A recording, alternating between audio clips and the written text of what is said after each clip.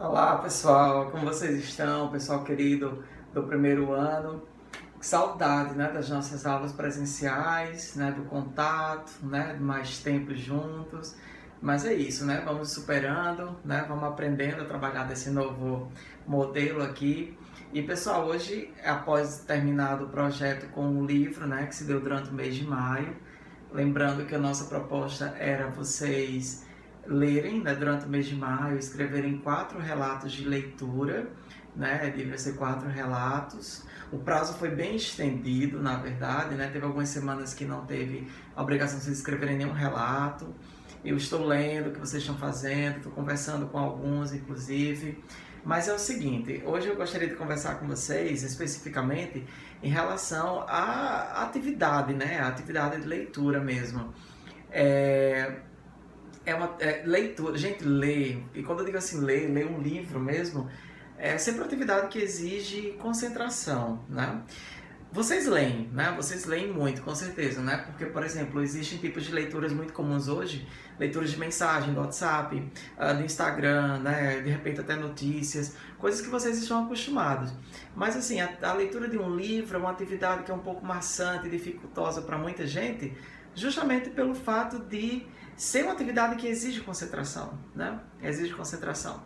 E quando eu digo concentração, é você o quê? Parar um pouco, sentar numa cadeira, né, estar confortável, livre de barulho, sentar na mesa da casa da sua casa e você conseguir sentar e ler determinado número de páginas. Além disso, uma outra dificuldade é porque, como, por exemplo, diferentemente de uma revista, vou dar um exemplo aqui para vocês. Por exemplo, eu assino essas revistas, né, divulgação científica, e aí, por exemplo, a gente tem artigos, só que, por exemplo, os artigos são curtinhos, assim, são coisas de, por exemplo, 6 páginas, tem muito desenhos. Aqui é um tipo de texto assim informativo, coisa que a gente lê, né? Como eu disse para você, por exemplo, uma reportagem de 6, 8 páginas, a gente consegue ler e entender aquilo dali tudo dentro de o quê? No máximo, estourando, talvez 5 minutos, 10, né? Dependendo.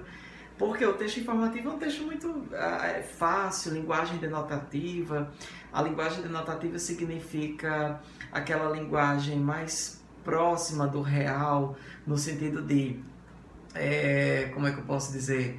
A linguagem notativa é uma linguagem direta, uma linguagem objetiva, sem grandes metáforas, né? Sem ser conotativa, sem grandes linguagens figuradas e tal.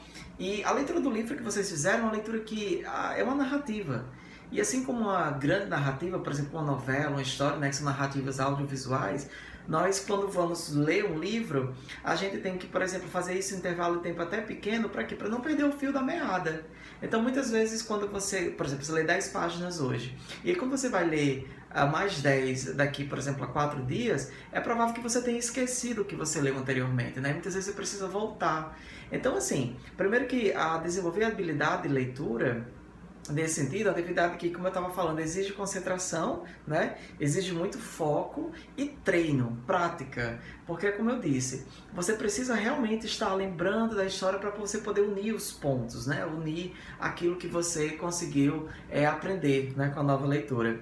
E a proposta de vocês terem pegado esse livro, vocês que estão do primeiro ano, vocês pegaram livros dessa editora aqui, né? Da Martin Claret, né? A Martin Claret, ó, veja só o cuidado que eu tenho com os livros. Esse aqui tá ensacado. Esse aqui eu li Drácula, um clássico, né? Eu li na época de faculdade, para vocês terem ideia.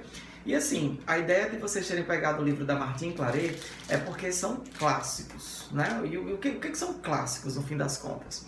Gente, clássicos em literatura é um livro que ele passa gerações, que ele passa o tempo e ele sempre vai ter alguma coisa para dizer, né? Sempre vai ter alguma coisa que a gente vai aprender com ele. Então, um clássico é um livro que, além de ser lido no mundo todo, além de ser conhecido, não é, por muitas pessoas de diversos países, um clássico é um livro, um tipo de leitura que sempre vai nos ter algo a nos dizer, que sempre é um discurso novo.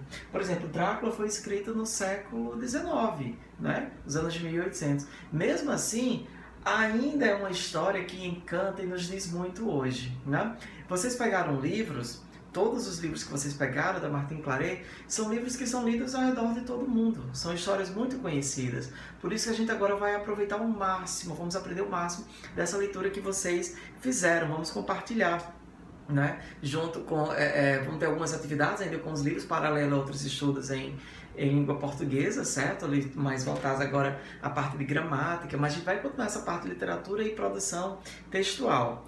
Como eu vinha dizendo para vocês, então assim, um clássico, como eu disse, um clássico literário, é uma história que além de ser famosa, de ser muito adorada, de ser muito querida, mas é uma história que é desse jeito, que ela é sempre lembrada e criada, recriada no cinema, né? É sempre comentada justamente por isso, porque é uma história que nunca termina de dizer algo, é uma grande narrativa, e uma grande narrativa vai ser isso, vai ser, além de ser uma história muito boa, uma história muito envolvente, mas são personagens com os quais a gente se identifica.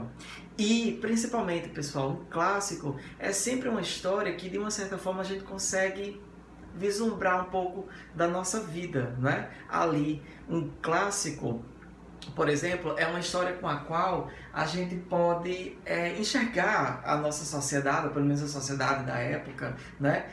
Encontrar valores, encontrar virtudes nos personagens, nos heróis. Então, um clássico, grosso modo, vai ser isso, né? Então, o que eu gostaria mesmo, né, a partir de agora, para os nossos próximos encontros, é que a gente agora pudesse explorar esses livros que vocês leram, né? Daí essa ideia de vocês irem lendo assim compassadamente, fazendo esses relatos com as impressões de vocês, do jeito que vocês sabem, não enfim, para a gente poder agora desenvolver e melhorar e a gente aproveitar agora um pouquinho mais das leituras que vocês fizeram.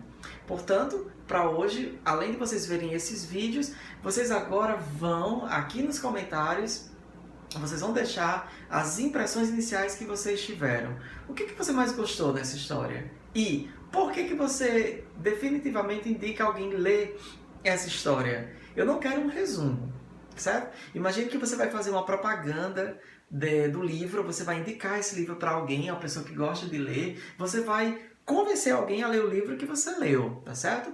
E aí você vai escrever isso aqui nos comentários, tá certo? Aqui da atividade do Google Sala de Aula, e aguardem os próximos capítulos, tudo bem? Mas, por enquanto, essas primeiras impressões. Espero que vocês tenham gostado da leitura, tenham aprendido bastante, e agora vamos começar, né, a desenvolver, a aprender muito com o que vocês leram, tudo bem? Um grande abraço, até já!